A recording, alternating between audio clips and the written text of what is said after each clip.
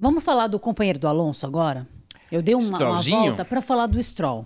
Que, na verdade, é para falar até do o que é o Fernando Alonso como piloto, né, Kalinquinha? Vamos analisar isso? Vamos analisar. Vamos pegar aqui um piloto como referência, que é o companheiro atual do Alonso, que é o Strollzinho.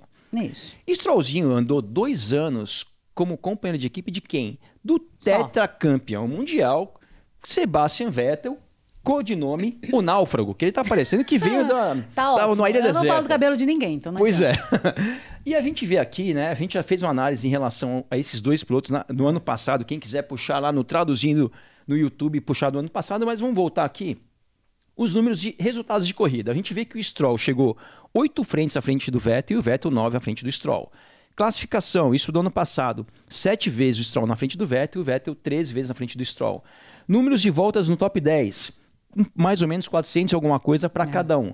Números de melhores resultados. 6º para o Stroll, 6º para o Vettel, que chegou 2 vezes em 6º. Ou seja, os números do Stroll em relação ao Vettel foram muito parecidos. É por isso que quando a gente fez essa análise um pouco mais aprofundada ano passado, a gente falou assim, poxa, o Stroll, que a gente sabe que é um piloto pagante, está muito bem, porque quando comparado a um tetracampeão mundial, os números não estão tão diferentes, muito bem para ele e, no caso, na época, não muito bom para o Vettel.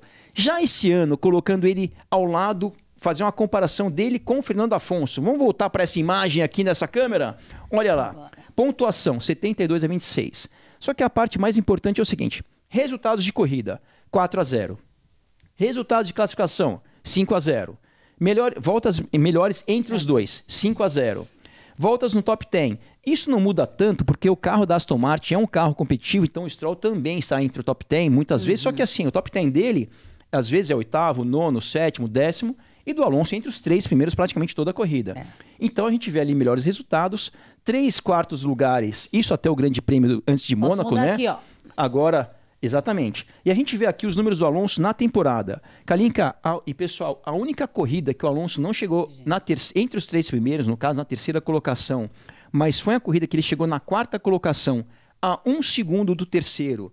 E isso aconteceu porque ele teve um problema na classificação, que foi o Grande Prêmio do Azerbaijão, que a gente vê aqui, ele chegou na 4ª colocação, que foi aquela corrida que o DRS do Alonso não funcionou durante a classificação.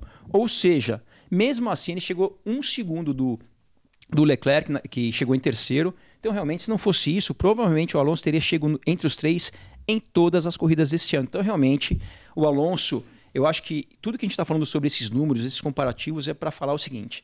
O Alonso, que também, assim como Max Verstappen, é um piloto que muitos amam e muitos odeiam, vamos falar assim, mas como talento, como piloto, isso realmente é incontestável, a habilidade e o talento do Fernando Alonso. E aos 42 anos vem dando show. E hoje... Cultivando flores, desculpa. Cultivando flores.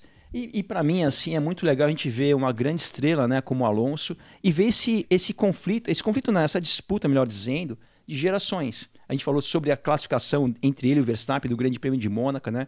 O Alonso, 42 anos, o Verstappen acho que tem 25 mais ou menos.